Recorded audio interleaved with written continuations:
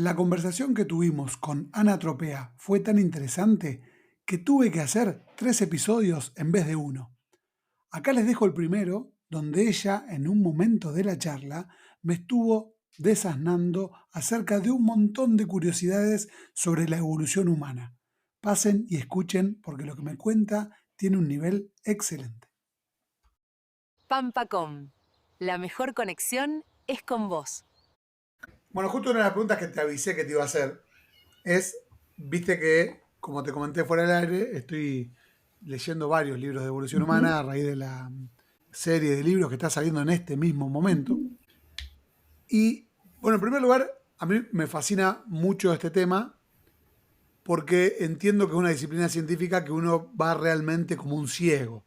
Es totalmente diferente, por lo menos a la que hacía yo, donde vos tenés situaciones realmente controladas, podés reproducir el experimento las veces que quieras hasta que te salga, digamos.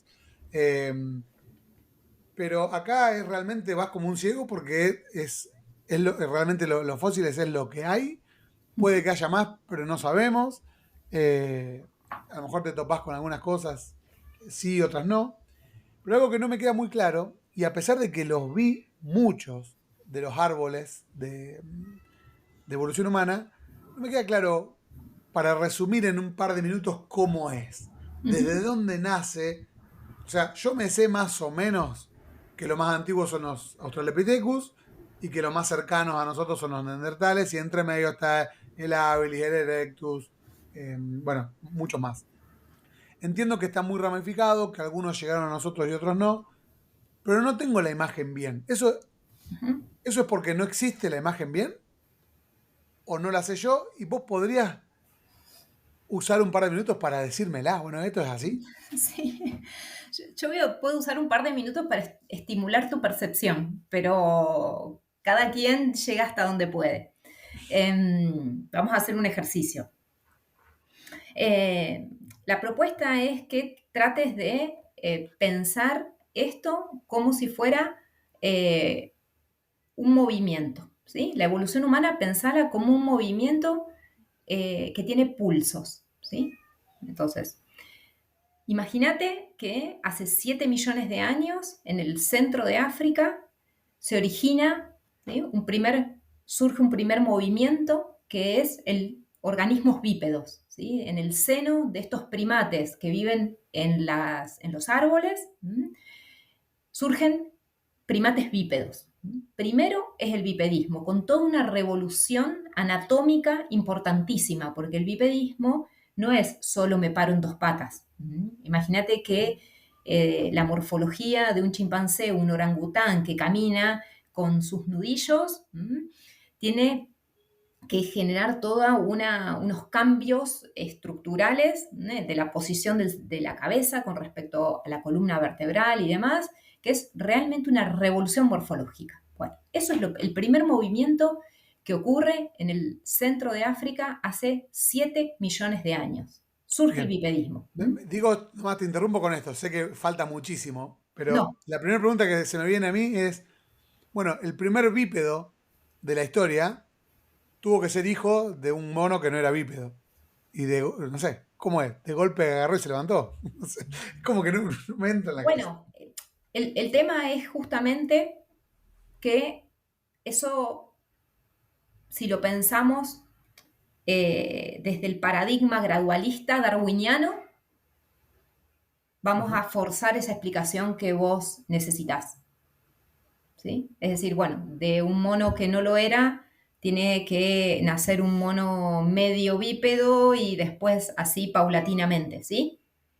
Creemos hoy en día que esa explicación no es viable, ¿sí? Creemos hoy en día que la evolución también opera de asaltos, Claro. ¿sí? Entonces, que los organismos somos sistemas de desarrollo completos y que el bipedismo, en tanto revolución general de la morfología, no puede haber surgido de a poquito, ¿sí? ¿Mm? Entonces, que esa revolución, ¿sí? Surgió Ujú. en algún momento y después de muchos intentos probablemente, o no, no lo sabemos, Pero sí, evidentemente en algún momento, y quizás más de una vez, se liberaron los constraints, es decir, los límites del desarrollo, y nacieron monos bípedos. Ajá. ¿Sí? No se sabe quiénes eran los padres de esos monos. O sea, a partir de qué especie son los primeros bípedos. No. ¿Por qué? Porque tenemos ahí fuerte sesgo de registro fósil. Estos monos viven en condiciones de bosques. Los bosques son de los ambientes que menos buenas condiciones de preservación generan. Claro, Un mono se muere, cae del árbol, queda tendido en los suelos de las selvas, eso no se preserva, claro. eso no fosiliza prácticamente, ¿sí? Ujú. Entonces tenemos muy poco registro. Sin embargo, hay dos restos candidatos a ser estos primeros, a representar estos primeros bípedos, ¿sí? Sahelanthropus chadensis y Orrorintugenensis, por si alguien los quiere googlear. Bueno, Right. más allá de eso, arrancamos el movimiento con los bípedos, ¿sí? Pasan 3 millones de años aproximadamente, que no sabemos bien, que evidentemente los bípedos están, se reproducen, empiezan a moverse, y encontramos de repente, ¿sí?, las formas bípedas que llamamos australopitecinos, en 4 millones de años aproximadamente. 4, 3.5 millones de años, tenemos a estos bípedos de 1,5 metros aproximadamente de estatura, con un tamaño de cerebro similar al de un chimpancé, ¿sí?, 500 centímetros cúbicos en términos generales, que muy probablemente ya tallaban alguna clase de herramienta rústica, ¿sí?, que alguna clase de herramienta utilizaban, ¿sí? Perfecto. Estos australopitecinos, ¿sí?, fíjate que es muy interesante porque se distribuyeron desde el cuerno africano, ¿sí?, desde todo lo que es el rift de África, el centro-este africano, hasta el sur de África. Es decir, que ya la mitad del continente había sido ocupado por formas australopitecinas. Ujú. ¿En cuánto tiempo? Estos aparecen con fuerza entre los tres, en 1 millón de años, estos homininos se desplazan por básicamente todo el continente africano. Claro. La única manera de saber eso es haber encontrado fósiles por todo el continente africano. Totalmente, O ¿sí? sea que son muchos, Sudáfrica, relativamente muchos los Australopithecus que se encontraron. sí, en Kenia, Etiopía, Sudáfrica, ¿sí? Están Pero muchos distribuidos cuantos. y Del orden de tenemos. miles. Ok, No, estamos hablando del orden de 20, 30, 50, ¿sí? No mucho más que eso. claro. Entonces, ese movimiento ya habla de un grupo hiper exitoso, ¿sí?, que sobrevive entre los 4 millones de años y los 2.5 millones de años, es decir, 1,5 millones de años de biocrón, de expansión, de supervivencia. Sobrevivieron más tiempo de lo que llevamos nosotros en el planeta. Ajá. Exitoso, un grupazo genial. Fíjate que además tenían hábito de vida arborícola, entonces eran bípedos, pero tenían falanges curvas, ¿sí?, con lo cual habla de que vivían gran parte del tiempo en los bosques, pero igual se desplazaban un montón. Bien, ¿qué es lo que pasa cerca de los 2 millones de años? ¿Sí? 2,5 millones de años, aparece un nuevo grupo, ¿sí?, con un cerebro un poco expandido, de un poquito mayor capacidad de volumen endocranial, igualmente bípedo, ¿sí? Un poquito de talla un poco mayor, ¿sí?, que son los Homo habilis. Bueno, no importa, otra especie, que coexisten con los australopitecinos. Australopithecus, para la gente que esté escuchando, estamos hablando de Lucy, ¿sí? Claro. Bien, entonces fíjate que empieza un momento hacia los 2.5 millones de años en este movimiento que te propuse, ¿sí?, de diversificación, ¿sí? Entonces, en este movimiento, lo que hicieron, primero bipedismo, nos distribuimos, ¿sí?, hasta el sur de África, poblamos, nos movemos, hasta que cubrimos todo. ¿Y a qué nos dedicamos? a diversificarnos. Aparece la diversidad, ¿sí? En 2.5 millones aparece Homo habilis, los Paranthropus, que son una derivación hiperrobusta de formas australopitecinas, ¿sí? Son unos monstruitos fabulosos, ¿sí? Tenemos a los Paranthropus robustos, a los Aethiopicus, a los Boisseis, googleenlo, son formas hermosas, maravillosas, pero son de cráneos hiperrobustos, dientes con esmalte hiperespeso, ¿sí? Todas esas formas diversificadas Ujú. coexistían sin A ver, signos de guerra, sin signos de canibalismo. Era una fiesta diversa de homininos bípedos con distintos tamaños cerebrales, con distintas morfologías, alrededor del lago de Turkana, que es un lago inmenso en el este africano.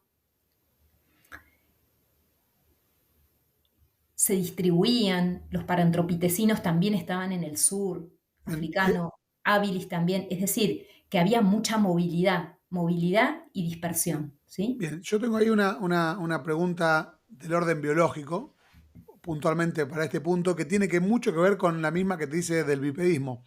Porque vos me decías, bueno, eh, los Australopithecus se expandieron y después se dedicaron a diversificar.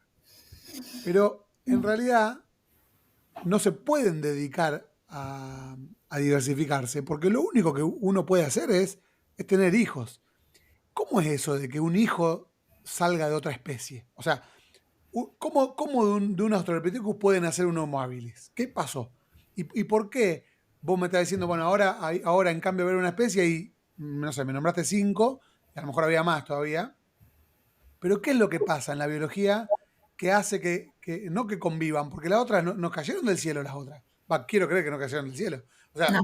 tuvieron que nacer de ahí. ¿Por qué se crea otra especie? ¿Por qué nosotros cuando tenemos hijos entre nosotros, los hijos nuestros son siempre Homo sapiens y van a seguir siendo Homo sapiens, creo yo? No sé, ¿qué es lo que pasa ahí que hay diferentes especies a partir de una? ¿Cómo es? Bueno, vos estás imponiéndole al proceso Ujú. una categoría que es la especie. Ok, Eso quizás es un error teórico, porque vos estás imponiendo tu teoría a lo que estás observando, y que eso es lo que pasó en el fraude de Piltdown. bien. Pero vos, o sea, vos lo que me nombrabas tenían nombre diferente porque son especies diferentes o qué? Porque necesitamos nombrar variedades, ¿sí? Porque de Ajá. alguna manera el orden taxonómico nos ayuda a referenciar, ¿sí? La realidad. Es decir, cuando yo a un paleontropólogo le hablo de Homo habilis, sabe a qué me estoy refiriendo, ¿sí? Ah, Ahora, lo que estamos hoy en día en la paleoantropología viviendo es que todo este sistema está colapsando. Todo esto de lo que te estoy hablando. claro, o Porque sea, este perdón, lo pongo en otras palabras. En realidad eran la misma especie, lo que pasa es que de alguna manera tenían contextura diferente, como vos y yo, que claramente tenemos tamaños diferentes de cuerpo. eh, y si nosotros los dos no morimos, fosilizamos y nos encuentran después, a vos te van a poner que sos una especie y a mí de otra, así sería. Claro, a lo que estamos aterrizando es que reconstruimos una historia, ¿sí? Imponiendo categorías, imponiendo una teoría que nos limitaban la posibilidad de entender el propio proceso que tenemos entre manos. Es decir, por eso te propuse, no ingenuamente, que pienses el árbol, en vez de árbol, como un movimiento. El movimiento, ¿sí? A priori, no te pone límites. Claro. El movimiento es un movimiento fluido, Ujú. donde no tiene inicio y fin.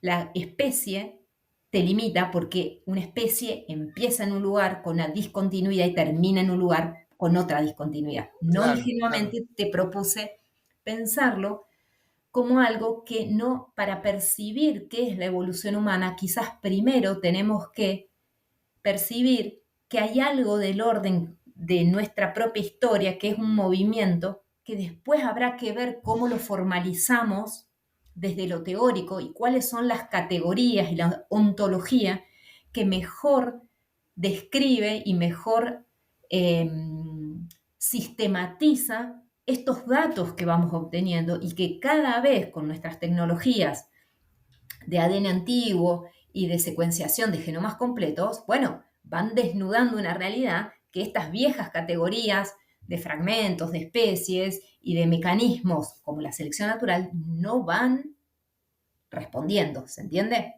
Totalmente. Y te quiero agradecer, Ana, porque esto no me lo había dicho nadie así y yo seguía con esto, ¿no? Solo esta pregunta antes que continúes con este viaje. De los Australopithecus Homo habilis, si uno toma el fósil, que no sé si están en un museo o dónde, Sí. ¿se pueden secuenciar? No, porque la preservación de ADN solo es posible hasta, como yo te dijera, 40.000 años antes del presente. Mucho más, fósiles mucho más antiguos no preservan ADN. Nada de nada, mirá qué loco. Ni Y un poquito. Nada. es muy raro, las condiciones de preservación tuvieron que ser realmente muy específicas, muy excepcionales como para que eso sea así. Veremos Ujú. si algún tipo de tecnología que desarrollemos en el futuro nos permitan, pero hoy no hay nada disponible como para extraer DNA de un australopitecino, ni siquiera para reconstruirlo indirectamente. Claro. Pero bueno, Continuamos con la historia. Estaban todos alrededor de ese lago que me nombrabas, que eran la muchas especies. fiesta de la diversidad hominina. ¿Qué pasa? Las formas robustas, ¿sí? Las parantropitecinas, a partir del millón de años no continúan, ¿sí? Esas formas desaparecen del registro. ¿Mm? Y las formas, aparece una nueva forma, ¿sí? Que es lo que llamamos Homo erectus, ¿m? Que tiene un cuerpo que casi es indistinguible de un humano moderno. Tiene una datación de aproximadamente 2 millones de años, 1.8 millones de años, y ya vemos que en este movimiento, ¿sí? La distribución de homininos ya no se restringe únicamente a África. ¿Sí? Esto es increíble porque ahora, sincrónicamente, en 2 millones de años aproximadamente, tenemos registros en el sudeste asiático y en África. Es decir, digo, 2 millones de años, África y al mismo tiempo el sudeste asiático. No quedan a 20 kilómetros de distancia. Claro. Entonces, allí tenemos algo que tampoco podemos explicar desde lo pura y exclusivamente gradual y el pasito a paso de la migración terrestre humana. ¿Sí? Por otra parte, aparecen ciertas evidencias fósiles en la actual región de Georgia, que se conoce como la rotonda de la evolución humana, porque aparentemente todo lo que es la distribución hacia lo que es Europa, Asia, de homininos, posteriormente pasan por esa región de Georgia. Pero es clave que los homininos empezaron a curiosear, salir de África, poco después de los 2 millones de años. Y Ujú. salían, y salían, y salían, y volvían, iban y venían. Y mientras en África seguían surgiendo variantes nuevas y la diversidad por pulsos, ¿sí? Por pulsos iba explotando y se aquietaba, surgía una nueva variante y se aquietaba en las otras regiones del mundo a medida que estos homininos iban desplazándose, pasaba lo mismo, ¿sí? Ujú. Y hubo un grupo, aparentemente, que es Homo heidelbergensis, que fue un grupo que salió de África y el que se instaló particularmente en Europa, ¿sí? Y en Europa dio origen aparentemente a los neandertales, y en África dio origen a sapiens. Pero a lo que voy es que en este viaje de homininos, ¿cuáles son las características propias entonces de este grupo? Diversificación y movimiento. O sea, diversificación quiere decir que otros animales datados igual no se diversificaban tanto como los homínidos. Claro, tenemos en nuestro linaje en particular alta tasa de variables, de variantes morfológicas en poquito tiempo. Ajá. O ¿Cómo sea, se si uno logra eso? agarra, que justo era una de las preguntas que te quería hacer, te la hago ahora. Digo, es impresionante la complejidad de la evolución humana. Y yo estaba justo por hacerte esta intervención. Digo, bueno, pero si uno hace la evolución de la ballena, también es igual. O sea, se me ocurre que es igual. Si yo miro 2 millones para atrás de cómo era una ballena, tal vez tuvo un montón de cosas, pero vos me estás diciendo que no es tan así, sino que la humana es particularmente más diversa que la de los otros seres vivos. Es decir, cada linaje tiene su peculiaridad, ¿sí? Cada linaje realmente evoluciona con un sello particular, con una marca registrada, ¿sí? Durante muchísimos años, y el fraude de Piltdown lo marca, los seres humanos estamos buscando cuál es nuestra huella identitaria. Fíjate que el fraude de Piltdown te Ujú. marca y te lo dice y le pone el sello te lo lacra, ¿sí? Te dice, nuestra identidad se funda en nuestro cerebro grande. Ese es nuestro origen y esa es nuestra característica distintiva. Lo que la revolución a la que estamos asistiendo hoy en día es que muy probablemente vamos a desbancar, digamos, a quitar del podio al cerebro. Y que muy probablemente lo que vaya a ponerse en su lugar son cualidades como el patrimonio diverso, nuestra capacidad de diversificación producto del movimiento y del encuentro. Es decir, que muy probablemente lo que nos distingue como linaje es la capacidad de generar diversidad como producto del encuentro vincular. Ok, interesantísimo, interesantísimo. Me queda esta pregunta también, y es, entiendo cómo pueden haber surgido tantas, llamémosle, especies diversas de homínidos, pero lo que me cuesta más entender es cómo se extinguieron. O sea, ¿cómo puede uno... ¿Por qué los Australopithecus no existen más? Simplemente, ¿por qué? O sea, y ahí yo me encuentro con una dicotomía que la tengo todo el tiempo internamente y quiero aprovechar mi conversación con Ana para que me desasne sobre esto. Se fue, entre comillas, apagando de a poco, digamos, extinguiendo de a poco, digo Australopithecus, pero también puede ser Homo habilis, Homo erectus, cualquiera de los que ya desapareció. No, no justamente el caso de los neandertales, que lo tengo bastante bien estudiado, pero sí de los otros quiero preguntarte. ¿Qué es? ¿Se mueren por competencia o existe esto que te voy a decir? A lo mejor no sé si existe. Simplemente Homo habilis dejó de existir porque sus hijos fueron diferentes, paulatinamente diferentes, hasta tal punto de que ya no existe más Homo habilis y en realidad no hubo nunca alguna extinción, sino que simplemente evolucionó otra cosa. Pero evolucionar otra cosa significa extinguirse. Eso no me queda claro. Y quiero que escuchar de vos Bueno, el eso conocimiento ahí. lo propone explícitamente Darwin en el libro El origen de las especies. La extinción es Hace, la... ¿eh? hace 200 años y yo estoy preguntando esto en el 2025. Está bien, pero fíjate que es muy actual su respuesta, porque la extinción no es más que la otra cara de la selección natural. ¿Por qué digo esto? Porque efectivamente, a medida que se produce el cambio generación tras generación, ¿qué pasa con la morfología y lo que era antes? Generación tras generación se extingue los Ujú. parentales. Claro. Entonces, no hay selección natural si no hay extinción. Eso, Por esa razón no podemos nosotros, o sea, porque es un hecho que nosotros no convivimos con Australopithecus, pero sí convivimos con chimpancés, gorilas, etcétera. claro, Y vos tenés que los perros conviven con los lobos. O sea, no en todos los casos hay extinciones. hay una cuestión de grado, Bernardo, en este sentido. Esta respuesta que yo te acabo de dar es si uno piensa, ¿sí?, que los cambios generacionales acumulados, ¿sí? Pueden explicar los cambios que vos ves en la macroescala, en la historia evolutiva de millones de años, ¿sí?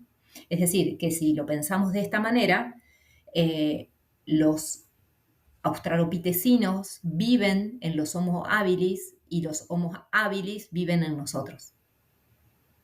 Claro. ¿Sí? Yo prefiero esa mirada, pero más allá de lo que yo prefiero que le importa a nadie. La otra forma de mirarlo implica categorías. Si vos decís por qué se extinguieron los australopitecinos, estás pensando los australopitecinos como una caja cerrada, que se origina una forma y la forma termina.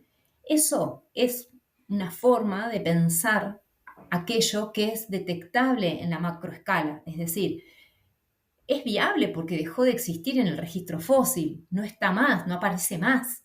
Claro.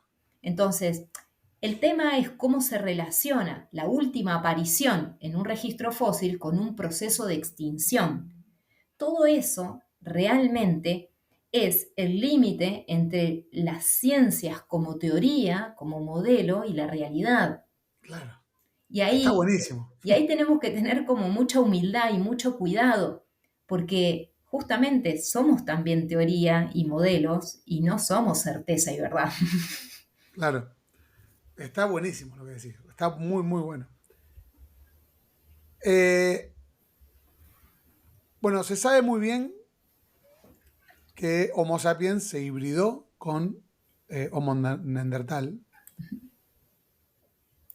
O sea que fueron capaces de tener hijos en común y si no me equivoco, el Homo sapiens actual, como tiene secuencia neandertal, somos hijos de ese linaje, aquellos que tuvieron hijos con neandertales.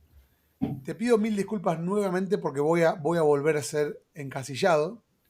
No sé si hago bien en hacerte esta pregunta después de la explicación que me diste, pero te lo voy a hacer igual. Yo tenía entendido hasta hoy que el Homo sapiens y Homo neandertales son especies diferentes. O sea que había un grado bastante diferente en cuanto a su morfología, probablemente comportamiento y un largo etcétera. Pero igual fueron capaces de tener sexo entre sí y que la progenie haya sido fértil y que acá estamos, digamos, ¿no? Desde el punto de vista evolutivo, ¿hay algún límite con eso? O sea, ¿por qué hay registros puntualmente con Neandertal y no hay, y nos parece completamente aberrante, ni siquiera la idea ya causa dolor, de un Homo sapiens, por ejemplo, con un chimpancé, con un gorila? Estoy muy, muy errado en hacer esta pregunta. No. Lo que pasa es que los chimpancés son un linaje que realmente tienen una historia separada de la nuestra de 7 millones de años. Es decir, que caminamos movimientos y viajamos viajes diferentes ya hace 7 millones de años. Y ya es un tiempo lo suficientemente prudente y profundo como para que hoy nos miremos y no nos encontremos atractivos, digamos, como para que ese erotismo, digamos, nos conduzca a reproducirnos. Entonces, con neandertales y con todos los homininos del Pleistoceno medio y superior, estoy hablando de los últimos 150.000 años, la trayectoria común, ¿sí? Claramente era una trayectoria de encuentro, de cooperación, de periodos de aislamiento y de reencuentro y de intercambio expansivo. Es decir, yo creo que lo que todavía no estamos pudiendo ver, porque proyectamos mucho nuestra condición humana actual al pasado, es que en esos pulsos de la evolución humana hasta, ¿sí?, la revolución neolítica, en donde había migración, movimiento, periodos breves de aislamiento y volver a moverse y encontrarse con el pueblo vecino, ¿sí? Era una dinámica demográfica, poblacional, social y cultural que realmente garantizaba la subsistencia, que era una dinámica profundamente creativa, que era una dinámica que nutría la evolvabilidad, y que permitió el éxito del linaje hominino durante 7 millones de años, pero que a partir del cese del movimiento durante la revolución neolítica, las cosas cambiaron mucho. Y entonces, allí, digamos, la historia nuestra con los neandertales es el último tramo, con los neandertales, con los denisovanos y con todos estos homininos del Pleistoceno medio y superior, es el último tramo, es la última parte de una historia que también se extinguió. Yo creo que no somos los humanos, creo que nuestra historia fuertemente se inicia en la revolución neolítica. Creo que hay algo que, si bien estamos vinculados biológicamente con esa historia profunda humana, hay algo que cambió cualitativamente y drásticamente y que tiene que ver con que hemos perdido el vínculo con esas dos cualidades profundas de nuestro linaje, que son el movimiento y el encuentro, ¿no?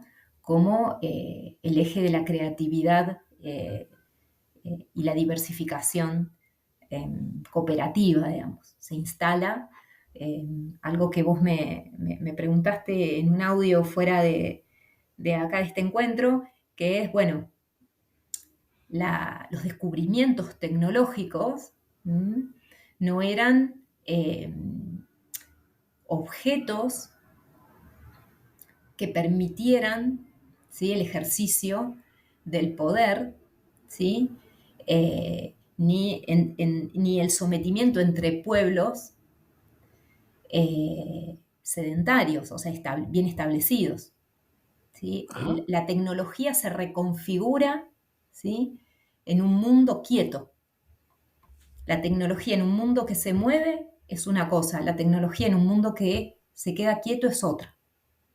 Y el ejercicio del poder, ¿sí?, es algo que está en la base de la lucha de lo humano por lo humano a partir de la revolución neolítica, ¿sí? Entonces, proyectar nuestra condición humana en la actualidad para buscar nuestra identidad hace que reconstruyamos nuestro vínculo con los neandertales en una forma que para mí es anacrónica, ¿sí?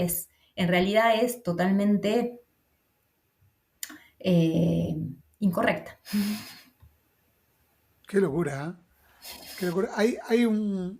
Esta pregunta que yo te había hecho por fuera, te la hice puntualmente porque hay un libro que yo ya cité varias veces en este podcast que a mí me encantó, que se llama Las siete hijas de Eva. Muy probable que lo conozcas. Es un autor que dice, bueno, que toda la población europea nació de 7 mujeres, que a lo mejor desde el punto de vista científico puede tener algunos errores, pero en la última parte a mí me fascinó porque realmente es como si fuera que uno lleva una cámara de televisión al momento exacto donde, por ejemplo, en una escena, una de esas mujeres eh, ve como un árbol se prende fuego con un rayo y lo empieza a domesticar, perdón.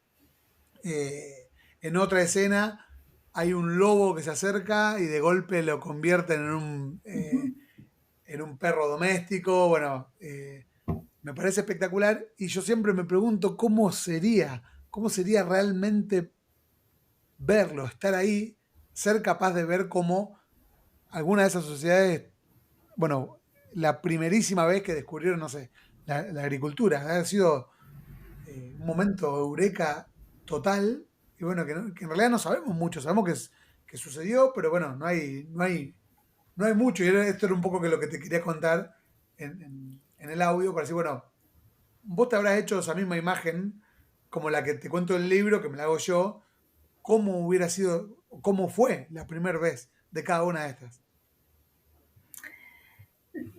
Yo creo que no.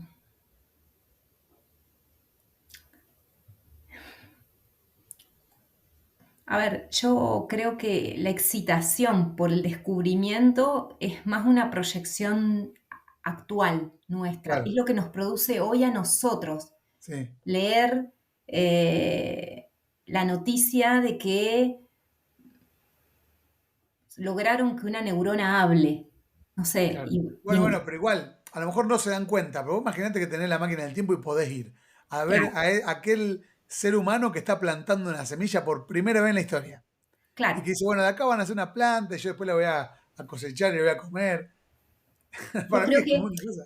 pero fíjate, la dimensión es muy interesante, la dimensión con la que reconstruís esa escena. Es individual. Y yo creo que la pifiamos porque yo creo que esas escenas eran profundamente colectivas, no existían si no eran colectivas.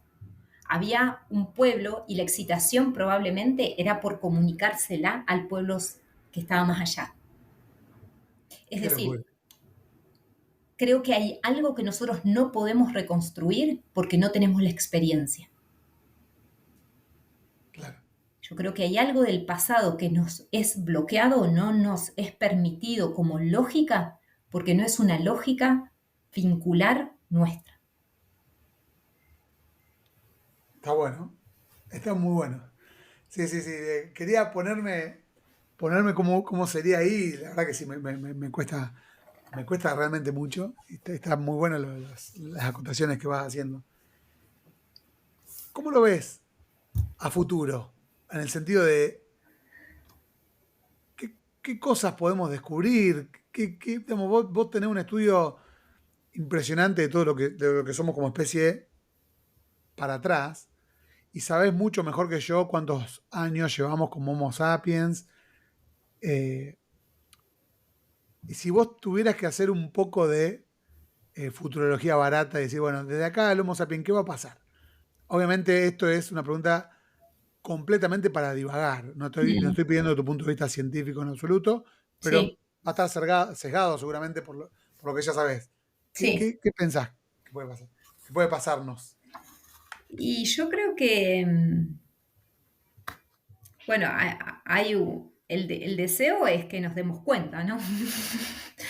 Que si seguimos así profundizando estas lógicas eh, vinculares en términos a cómo nos vinculamos con lo distinto, con la diversidad de lo que somos, de lo humano, no vamos, no vamos a ningún lado.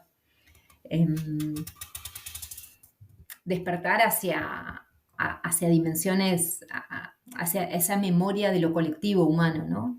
Ujú. Eh, Creo yo que recuperar valores que están en algún lugar de nuestra memoria más antigua por encima de este nivel individual hiper hegemónico, eh, creo yo que es lo que nos puede ayudar a restablecer un habitar el mundo un poco más sano, digamos, porque estamos en el medio de una crisis ecológica sin precedentes, una crisis humana sin precedentes, pero lo cierto es que no tengo mucha fe en eso.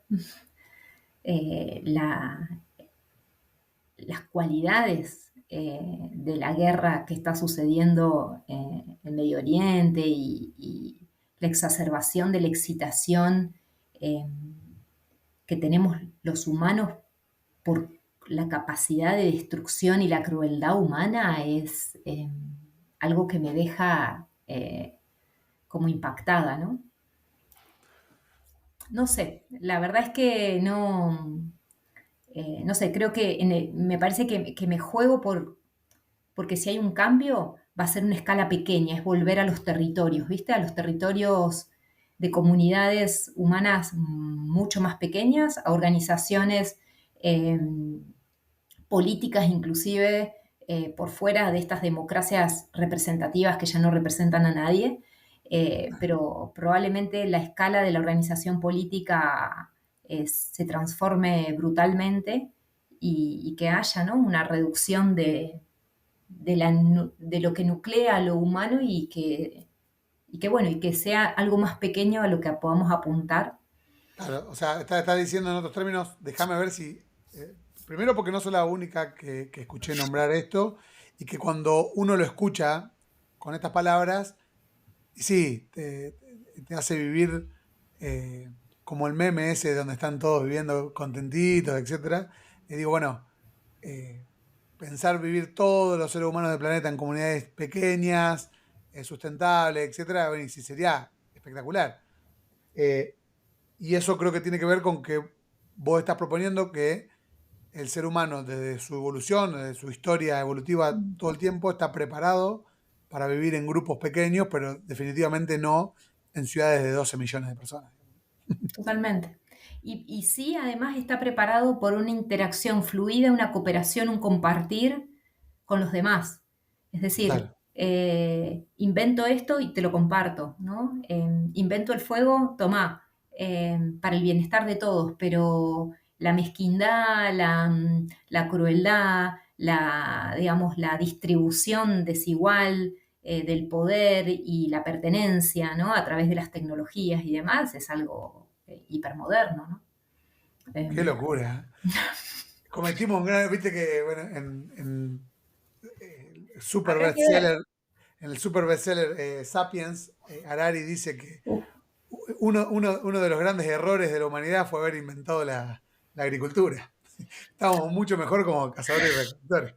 Bueno, yo creo que no hay que renegar de la propia historia, pero sí mirarla con, digamos, con ojos críticos y poder siempre, me parece que lo que hemos perdido seguro en la modernidad es el norte de sentido. Y el norte de sentido es un norte ético. Y el norte ético precipita cuando uno se puede hacer la pregunta colectiva, ¿cómo queremos vivir? Entonces, en la modernidad, esa pregunta fue sustituida por grandes promesas. Claro, El bienestar general, la definitiva, solución de la pobreza y el hambre en el mundo. No, no, estamos hablando de cómo queremos vivir concretamente, ¿no? En esta comunidad, en esta escala manejable.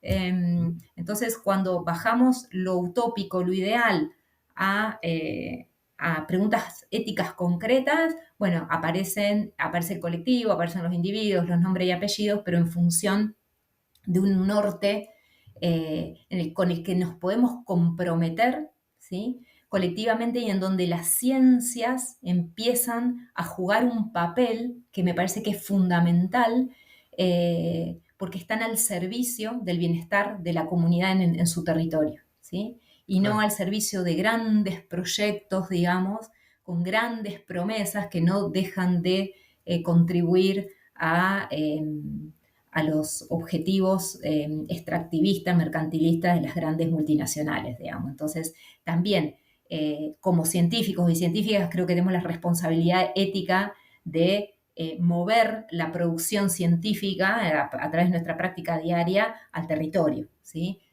Habilitando la pregunta ética y laburando para vivir mejor, ¿no?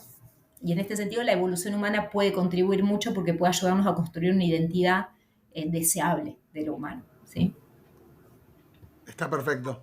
Muchísimas gracias a vos, Ana, por tu tiempo. Bueno, te mando un abrazo grande, cuídate mucho.